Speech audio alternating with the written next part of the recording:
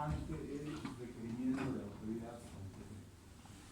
Esta persona experta en la materia, ¿cierto?, tanto en ciencia, oficio o arte, tiene, se supone, conocimientos específicos que la autoridad judicial no la tiene, y por tanto requiere de una persona entendida en la materia para que pueda emitir una certificación de un problema, una controversia o algún fenómeno que pretenda validar como tal el juez para emitir un dictamen. Por lo tanto, en todos los casos no siempre el juez requiere de estos elementos, sino cuando son importantes o esa autoridad considere las más importantes para poder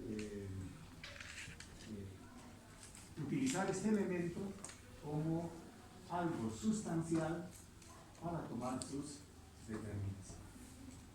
Por lo tanto, este conjunto de conocimientos, técnicas, etcétera, etcétera, se supone que no la tiene la autoridad competente y en este caso requiere de una.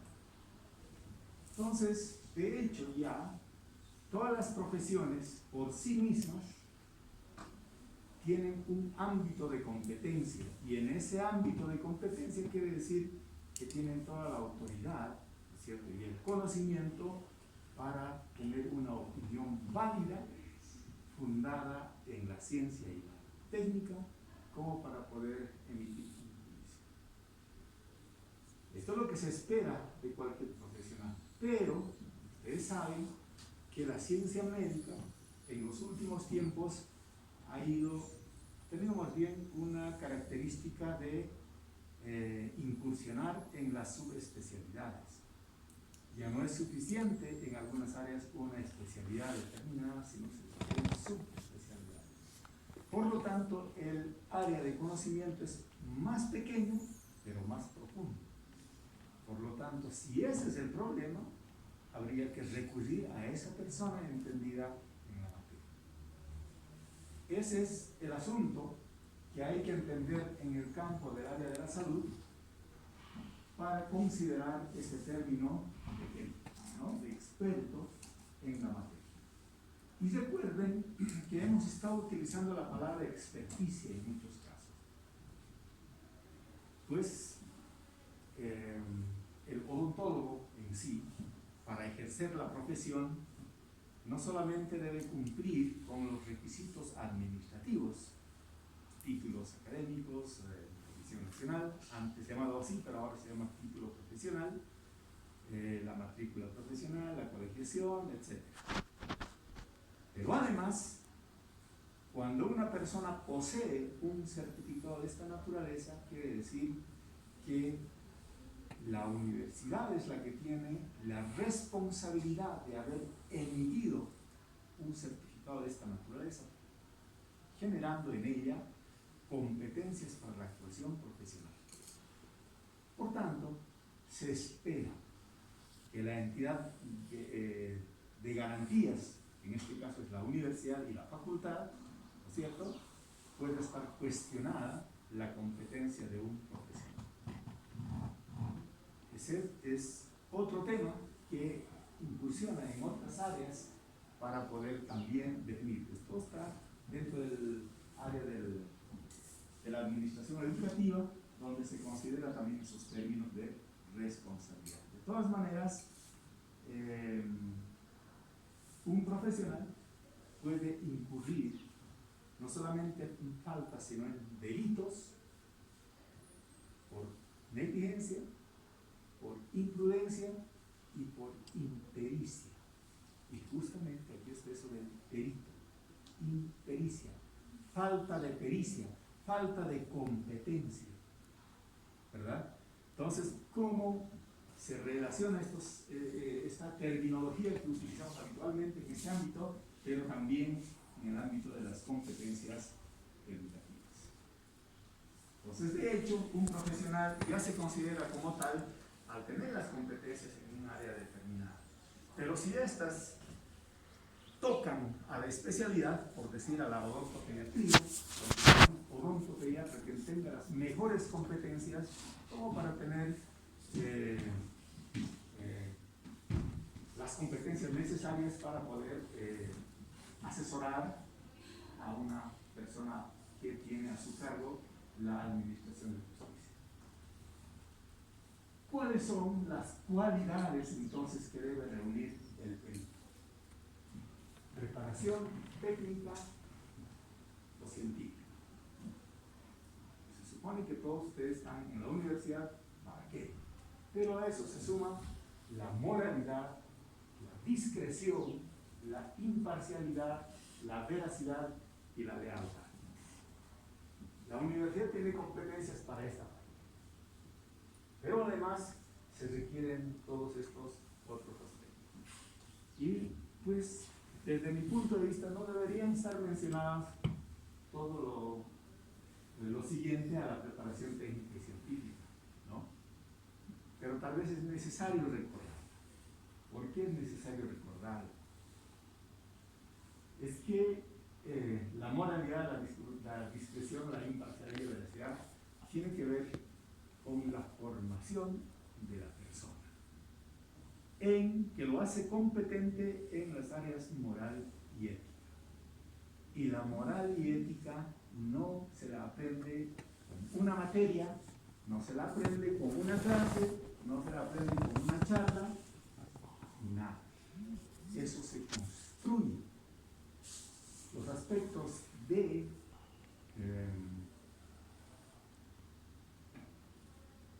esquema de valores, si vale el término, no las construimos de un día para el otro. La construimos todos los días desde que somos niños. Por lo tanto, asumimos la conducta de nuestros padres, de nuestro entorno próximo, ¿no es cierto?, para considerarlos como buenos o como malos.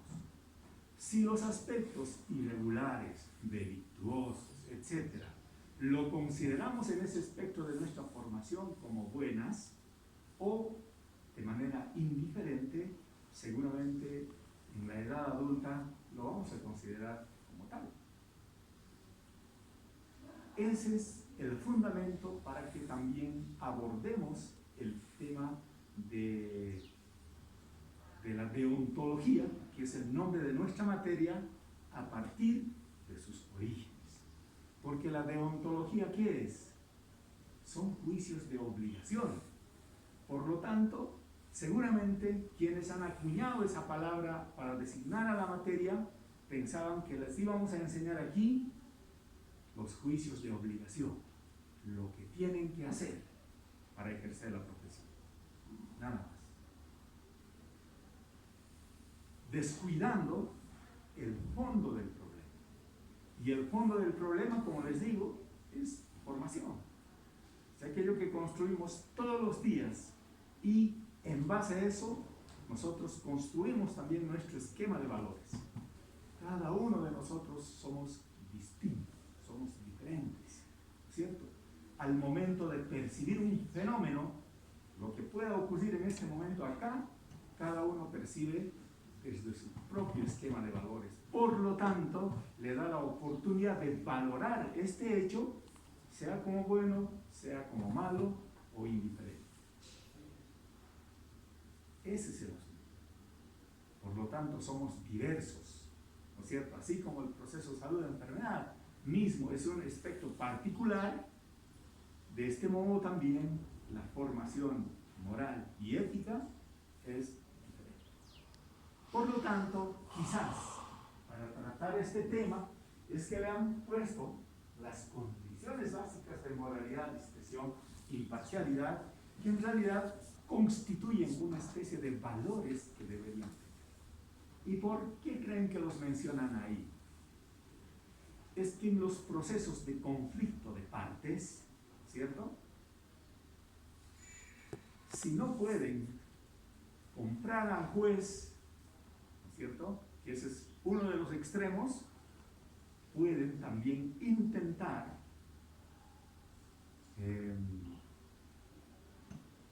¿qué les digo?, absorber a sus intereses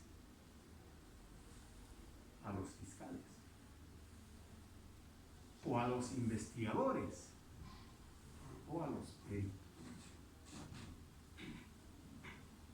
Entonces, cuando ustedes algún día lleguen a fungir en calidad de peritos,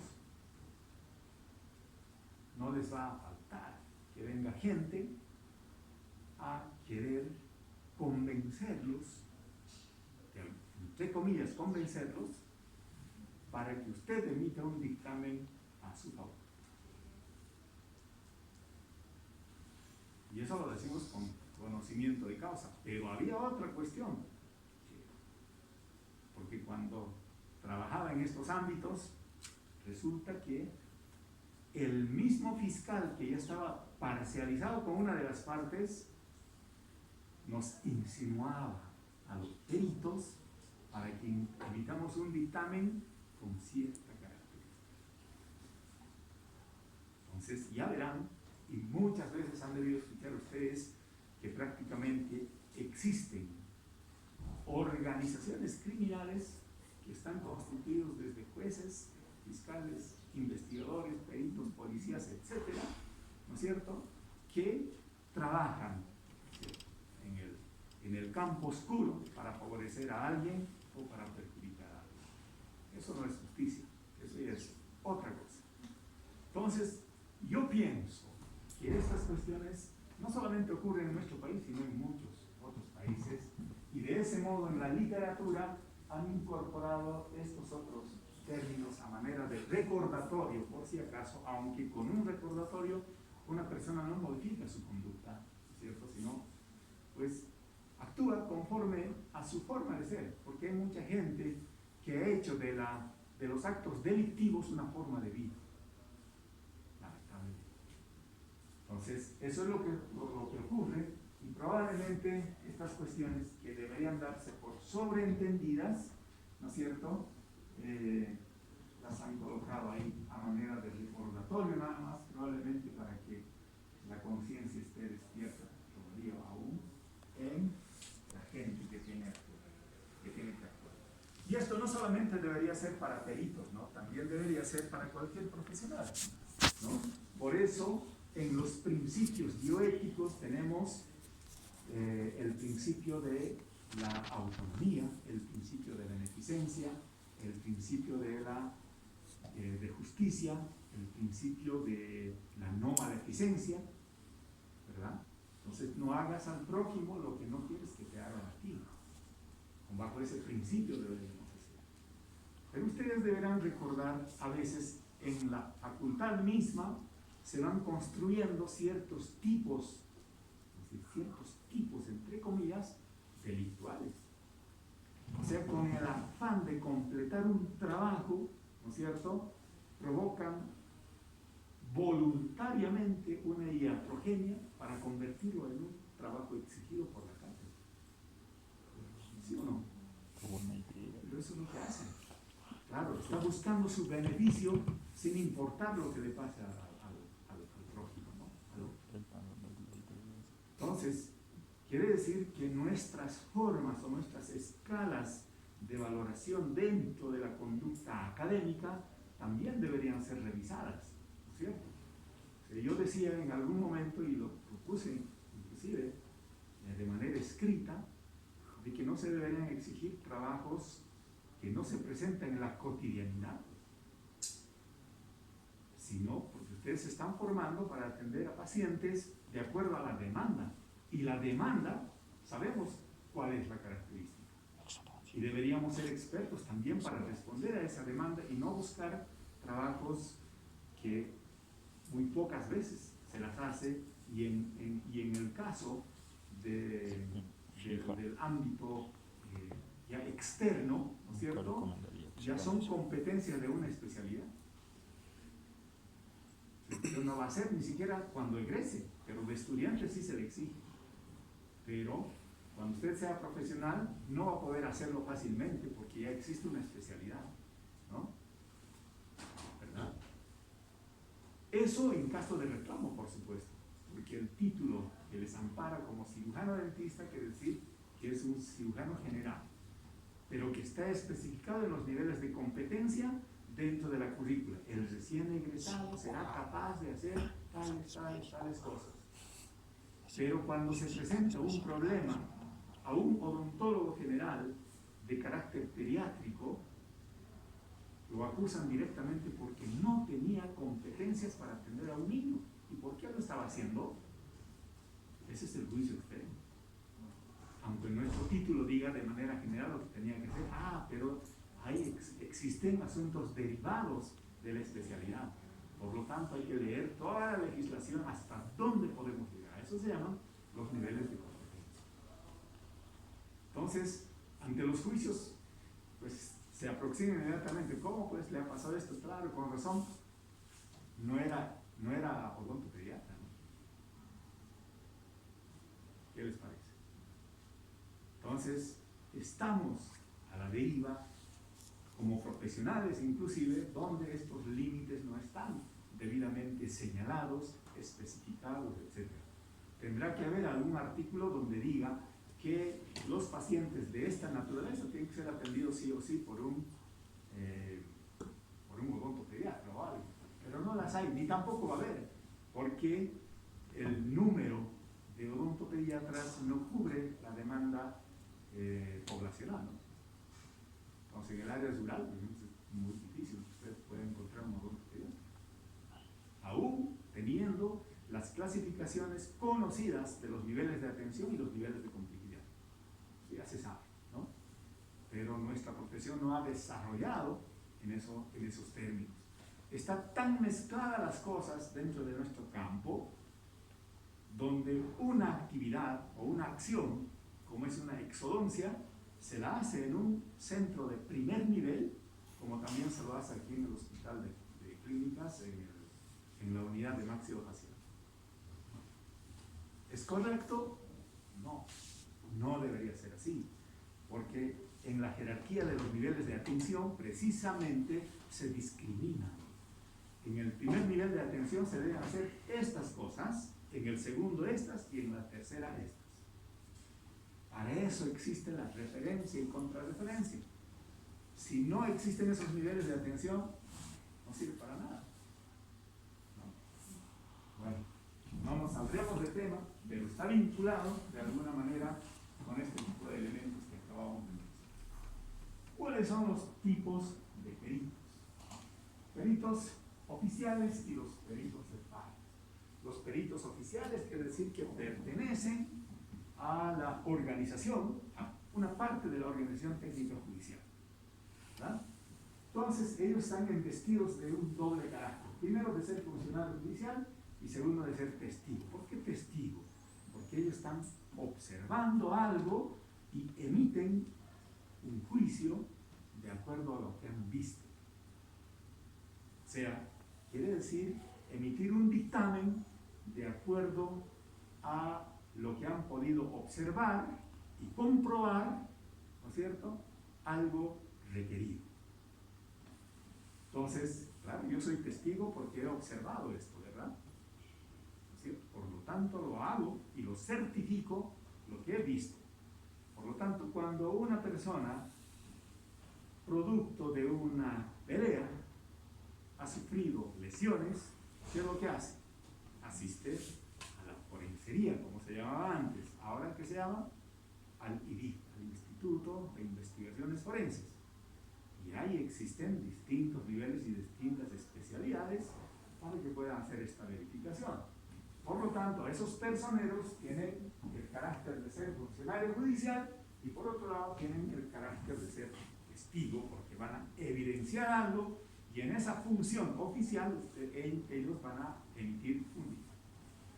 En cambio, los peritos de parte, que lo tenía desarrollado aquí. Los peritos de partes, como les había anticipado en la clase anterior, son de las partes en conflicto. Cada uno de ellos puede tener sus peritos, pero tampoco es obligatorio.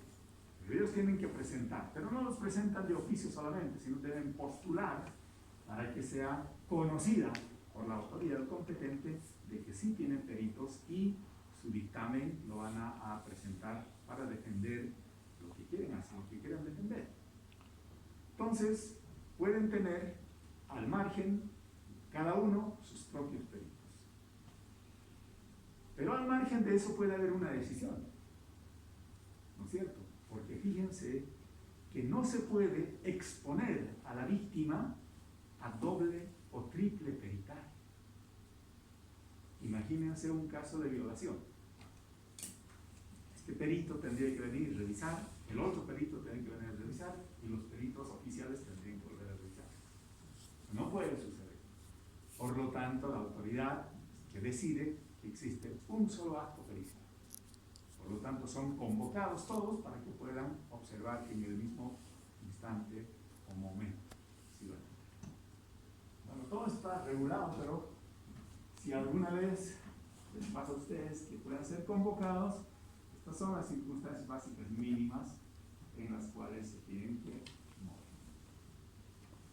¿Cuáles son las causales de recusación? Por parentesco, interés personal directo o indirecto con la causa, amistad íntima o enemistad íntima con alguna de las partes, o haber prestado servicios sanitarios o ser socios de alguna de las partes. O sea, quiere decir que tenga algún tipo de vínculo con alguna de las partes.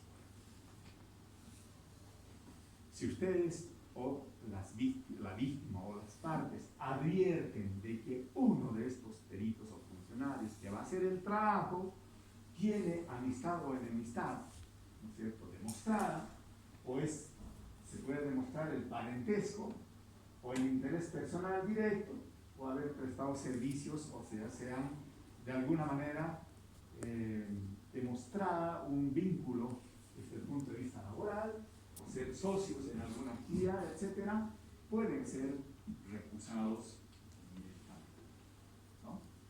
Ustedes tienen toda esa autoridad para poderlo hacer. Si alguien les quiere juzgar y ustedes ven en ese tribunal de que hay personas con las que ustedes tienen una amistad muy demostrable, ¿no es cierto?, una de las partes podría recusar también a estas personas. Por lo tanto, las recusaciones no solamente son a los jueces, sino también son a los peritos. ¿Qué van a hacer los peritos? Van a emitir un dictamen pericial.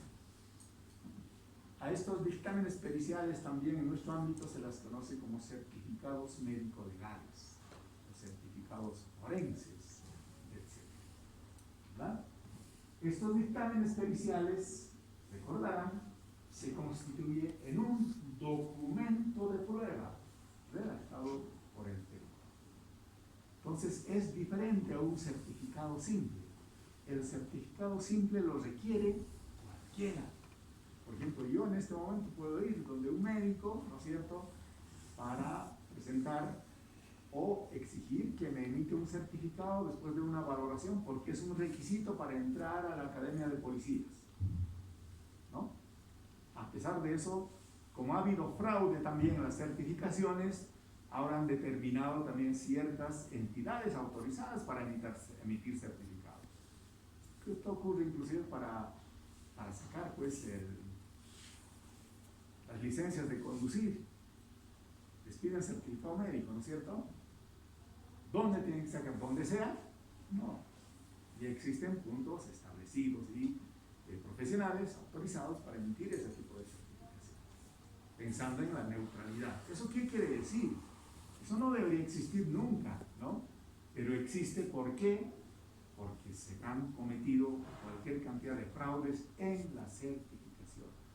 Por lo tanto, ni siendo médicos, ni siendo odontólogos, somos santos e imparciales y morales y éticos, ¿no es cierto?, para emitir este tipo de certificaciones. Lo sabrán, pero hay muchos que no lo son. Por lo tanto, emiten certificados como quieran. Es como la certificación de la inspección vehicular, ¿no es cierto? ¿Cómo se saca la inspección vehicular? Los certificados. Aparecen las fechas, ¿no es cierto? Usted lleva el automóvil, ¿verdad? Les revisa. Esa es la forma correcta, digamos. Pero el policía le encuentra, o el técnico, o el mecánico le encuentra algunos detalles y tiene que completar, y entre tanto no completa aquello, pues no puede pasar por esta prueba, ¿no? Pero ¿qué es lo que sucede? gente rondando por ahí que recibe dinero, que usted no necesita llevar siquiera el automóvil, ¿no es cierto? Hace su pago, entrega los documentos mínimos requeridos, las fotografías, etcétera, y le entregan el certificado. ¿Así es o no es? Lamentablemente. Por eso probablemente existan estas cosas también. Bueno, no nos salgamos del tema. Sigamos con el documento de prueba que está redactado por él. En este documento, fundamentalmente se exponen las conclusiones obtenidas por el experto. En un certificado normal, certificado médico, cualquiera lo pide. En este caso no. En este caso lo requiere una autoridad judicial y debe estar por ahí. Por eso me investigaron de poner mediante técnicas relacionadas con la de conocimiento, la creación de utilidad, la justificación, determinadas calificaciones empleadas. Bueno, no está acá, pero les recuerdo de que en este tipo de certificaciones, ¿cierto?, son siempre a requerimiento de autoridad competente. Por lo tanto, no va el paciente, doctor, quiero que me haga una valoración, mi esposo me ha pegado y quiero que me haga un certificado, ¿no? ¿Podría valer o no ese certificado? ¿Qué dice? ¿Qué dice? ¿Vale o no vale?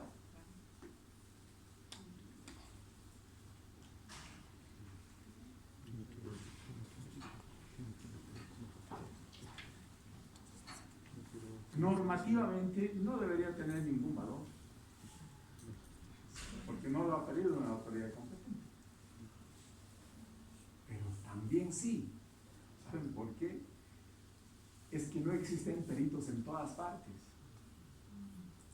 Usted vaya a una provincia, por ejemplo, no hay un IDIT, pues ahí, ¿verdad? Por lo tanto, le piden al médico general del centro de salud donde exista. Antes inclusive los odontólogos podían emitir esta certificación, ¿no? En ausencia pero del médico, por supuesto. Los internos, imagínense, los de provincia. Con tremendos errores, por supuesto, porque no estábamos capacitados para aquello, ¿no? Pero el error no era la técnica, lo que estamos aprendiendo ahora, sino la habilidad para hacer la valoración de una lesión, ¿no? Y uno de los casos icónicos, había una fiesta en una provincia, aparece una persona fallecida. ¿Qué hacen? Lo llevan al hospital. Y en el hospital, ¿qué tenían que hacerse? No el reconocimiento forense, ¿no? Le han pedido que haga el certificado de defunción. Y el certificado de defunción, así como el certificado de nacimiento, que son los formularios, los tienen que hacer un personal de salud. Como no estaba el médico, estaba el odontólogo de provincia, y él es el que se le, ¿no? Por intoxicación alcohólica. Eso es lo que se presumía, es lo que le han dicho. Pasan unos días y el cadáver aparece aquí. El mismo cadáver. Pero con 2 impactos de proyectil de arma de fuego. ¿Qué pasó? ¿No se ha percatado eso? ¿O le han hecho después? Tremendo conflicto, ¿no? Grave. Entonces, en esas técnicas y en estas cuestiones, pues es necesario conocer la ley, es necesario saber los límites de su competencia y saber actuar en consecuencia. Esas cuestiones no están pues en los libretos ni están en la currícula, ¿cierto? Son asuntos excepcionales, pero el solo reconocimiento de las propias limitaciones es un factor ya importante para esto. Por lo tanto, este documento, fíjense, tiene que ser redactado por el perito. Ese perito es designado, ese perito no es cualquiera, ¿no es cierto? Y tiene, al margen de las competencias, tiene prácticamente, no sé si orden, sino la orden expresa, sí, de una autoridad que administra justicia. Entonces tiene que dirigirse al mismo tiempo a esa persona para emitir su dictamen respectivamente. Pero como en las provincias no hay, pues han abierto la posibilidad de que sí puedan hacer. Pero estos certificados comunes que puedan dar cualquier médico general, cualquier odontólogo general, tienen que pasar necesariamente a ser homologados por el INVIMA. ¿Okay? Entonces eso tenemos que recordarlo siempre. En cambio, los certificados de oficio no necesitan ser homologados, cualquiera lo puede dar, ¿no? Cualquier médico habilitado, por supuesto, para ejercer la profesión, que es una de las primeras. ¿Qué es lo que tiene un dictamen pericial? En el encabezado siempre se colocan los datos generales del perito, el domicilio, documento de identidad, el número de su registro profesional y la colegiación obligatoria, por supuesto. ¿Verdad? Luego tenemos la descripción de la situación. Fíjense, esto no se aparta, no es diferente a un informe de investigación. Aquí tenemos la descripción, la situación o el estado de hechos, sea de persona, cosa, sobre el cual se está haciendo el peritaje. Luego la exposición detallada de lo que se ha podido comprobar. Y en el proceso investigativo, ¿no es cierto?, normal, del proceso de investigación científica, tenemos el problema, la teoría, ¿no es cierto?, luego la comprobación, o sea, la formulación de la hipótesis y la comprobación de la hipótesis. Y en este caso, una vez comprobado, se hace la exposición detallada de lo que se ha podido comprobar en relación al proceso. Pero no se queda ahí, sino continuamos con la fundamentación del examen técnico. Dijimos anteriormente de que debe estar sustentado por la ciencia, la técnica, etcétera, etcétera. Por lo tanto, puede el perito requerir informes o pruebas de laboratorio para sustentar su trabajo, o su informe. En consecuencia, este aspecto, ¿no es cierto?, debe estar debidamente respaldado teóricamente por todo lo que ampara, digamos, un evento o un suceso que se está peritando en este momento. Luego tenemos la indicación de los criterios científicos o técnicos médicos y las reglas que han servido para hacer el examen. Aquí igual, uno no puede inventarse una técnica, sino aquellas que están debidamente amparadas en los manuales de función o en las reglas que corresponden a las actuaciones médicas y profesionales. Y finalmente, las conclusiones. Esta es la parte que interesa. Lo otro, no quiere decir que lo otro no interese. Claro, porque ahí se explica toda la fundamentación para llegar a las conclusiones. Y las conclusiones deben responder a la pregunta de investigación. ¿Y quién las hace la pregunta de investigación? Las autoridades que requieren esa información. Por lo tanto, no les van a decir, emite una certificación o haga la valoración de esta persona, nada más. Sino, la pregunta es concreta. A eso se llaman puntos de pericia. Y los puntos de pericia los señala la autoridad competente. Entonces dirá, sírvase usted, doctor, decir que si esta lesión que presenta tal persona ha sido producto de un golpe o mediante la utilización de un elemento contundente como piedra. Es lo que dice, ¿no? Y usted tiene que responder sí, no y por qué. Entonces, la conclusión va enfocada a la pregunta. Por eso no se separa del proceso de la investigación científica. La investigación científica formulamos un problema a manera de pregunta. Tenemos un objetivo, ¿verdad? y luego hacemos el trabajo de la comprobación y luego hacemos las conclusiones. Y en la conclusión debe responder a los objetivos propuestos. Es igualito. Por eso, este asunto necesariamente está dentro de las reglas del proceso de la investigación científica. No se separa para nada.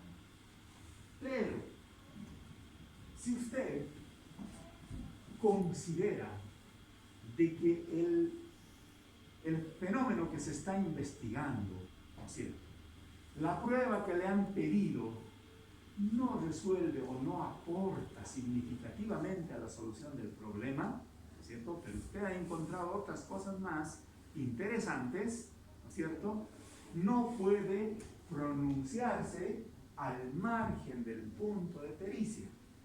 Lo que tiene que hacer es requerir otra vez a la autoridad que ha solicitado anteriormente ampliar su requerimiento.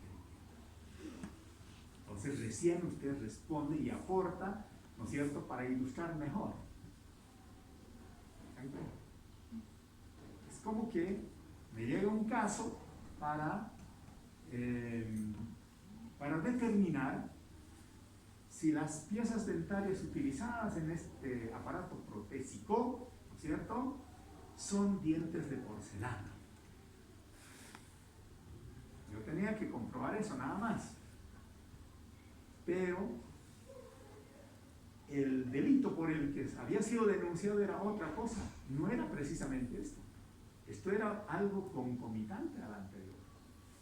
El punto central era las lesiones ocasionadas. Entonces yo no podía pronunciarme de oficio, ¿no es cierto? A ver, juez, un ratito, se está equivocando, más bien pida esto, porque esto es lo contundente a la formulación de la denuncia, ¿no? No esto. Esto no resuelve nada, porque esto máximo llega a la compensación económica, ¿no es cierto? Es en calidad de Estado, por decir, y no lo otro, que era por lesión, ¿no? Entonces, yo no puedo hacer de oficio, tengo que limitarme, más bien requerir a la autoridad competente ampliar, ¿cierto?, sus puntos de pericia para poder emitir un dictamen posterior. El peritaje, entonces, hemos hablado mucho sobre el perito y qué es el peritaje. En realidad es el trabajo nada más concreto que realiza el perito de acuerdo a las preguntas formuladas por la autoridad competente y se traduce finalmente en un informe técnico. Los nombres son informes periciales, certificados médico-legales, certificados periciales, certificados jurídico-legales, jurídico-médicos, etc. Y tienen distintos nombres, ¿no? Pero el nombre común son los dictámenes periciales o también certificados médico-legales. Por lo tanto,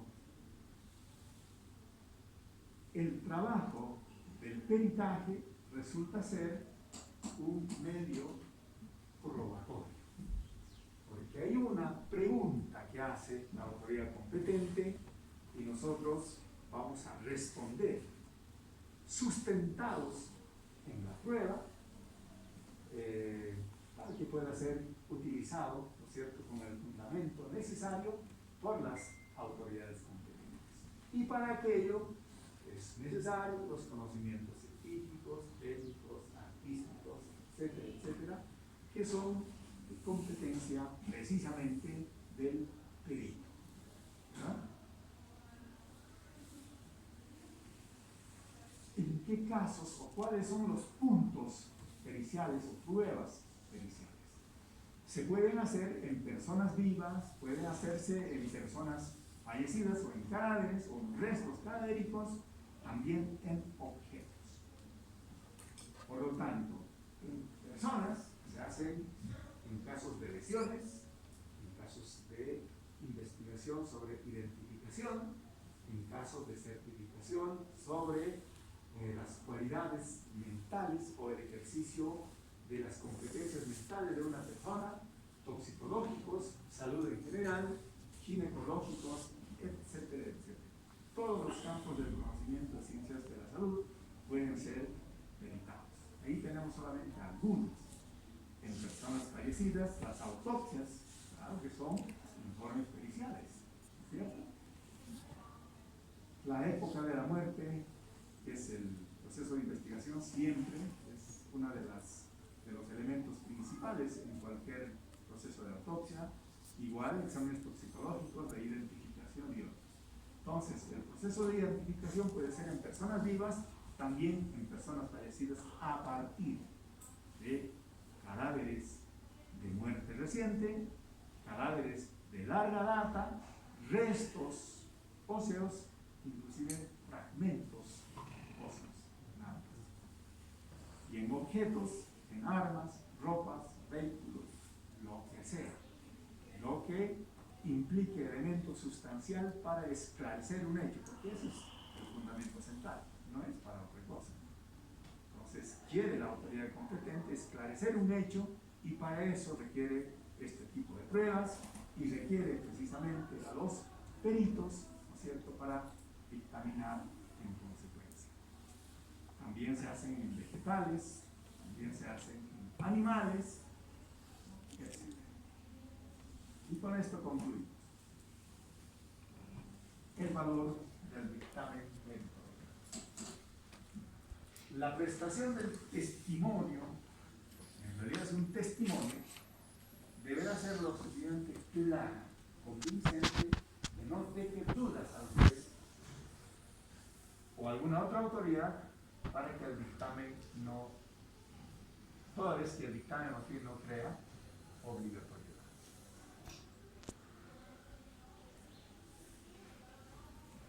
Con esto decimos que el dictamen va a ser utilizado por el juez, pero no solamente es el único documento con el que emite un dictamen, sino se va a valer de otros elementos, como ser pruebas testificales, pruebas instrumentales, pruebas materiales, inclusive la reconstrucción del hecho, para tener una convicción total para emitir un fallo. El certificado médico es una parte más. Dependiendo del caso, puede ser fundamental para decidir la situación jurídica de una persona. En este caso, el imputado. Es el imperativo. Por lo tanto, por ese motivo, no podemos desmerecer la validez de un estudio pericial, ¿no es cierto?, diciendo de que es una parte más, sino que puede ser fundamental en relación a los demás, como no también. Entonces, ese es el valor con el que se debería actuar siempre en los procesos de la emisión de los.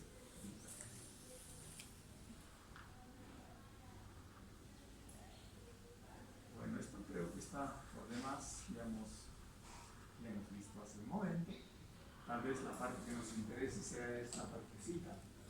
Aquellos siempre son los más exigidos en lesiones y en autopsias. Delitos sexuales, medicina laboral, psiquiatría forenses, competencia de esos profesionales. En casos de responsabilidad médica, sí, son los frecuentes. Cuando el profesional es el denunciado, ¿no? Y en esos casos, pues tiene que evitarse el ser colega, ¿no es cierto?, para emitir un dictamen conforme a la norma. Por lo tanto, ahí no deberíamos exigir la parcialidad.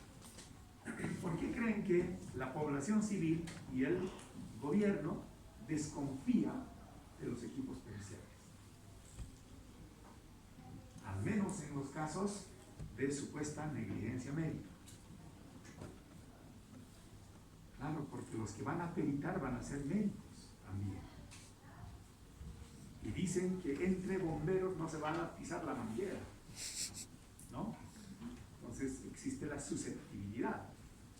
pero ¿quién, al margen de ser un médico mismo, se ha capacitado para explicar si hubo negligencia o no? ¿O creen que puede hacer un abogado, un juez o un policía? No, ¿verdad? Entonces, esos son los conflictos inherentes cuando se llega a pelear la penalización del acto médico. Entonces, pues en el ejercicio profesional, cuando no debería suceder así, sucede. Parece que entre pacientes y médicos se genera un conflicto o por lo menos una desconfianza de que la actuación siempre no va a ser la más idónea posible. Por lo tanto, había que denunciarlo y quien emita un juicio para emitir un dictamen debería ser una persona neutral y no un médico. Pero han intentado hacerlo, ¿no? Pero no me parece probable. Por lo tanto, deberían crearse, ¿sí?, equipos especializados, ¿cierto?, para hacer este trabajo pericial, ¿no es cierto? No solamente como personas, sino equipos periciales para saber y emitir un juicio sobre el acto médico, que creo que es nuestro peor problema. Entonces, ¿el perito dónde puede actuar?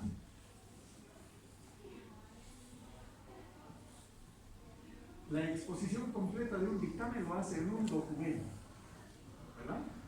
Pero puede ser requerido para la aclaración de cualquier punto sobre él. Pero también puede estar expuesto a respuestas y preguntas y objeciones, ¿no es cierto?, ya en una audiencia. O deberá emitir también respuestas, solicitudes o ampliaciones del dictamen según la posibilidad y la crítica del dictamen por el perito de la parte contraria. Esas son las exposiciones a lo que está sujeto el perito, ¿no? Parece medio complicado, pero cualquiera podría ser sujeto a aquello. Imagínense, si un perito tiene que hacer una autopsia en una provincia, en un cantón, como quieran, ¿acaso existe? Apenas hay un médico, ¿no? Ni siquiera un médico, hay un auxiliar de enfermería. Y las muertes no solamente ocurren en las ciudades, ocurren en todas partes. Por lo tanto, es necesario emitir una certificación en ese sentido, ¿verdad? Pero las certificaciones médico-legales, por suerte, en caso de muerte, cuando es muerte natural no habría mayor problema. Cuando sí es muerte natural, es muerte por enfermedad, ¿no?, que se haya podido comprobar, por supuesto. Pero todos los casos de muerte violenta deben ser sujetos a un examen de autopsia médico-legal, ¿no? Bueno, con eso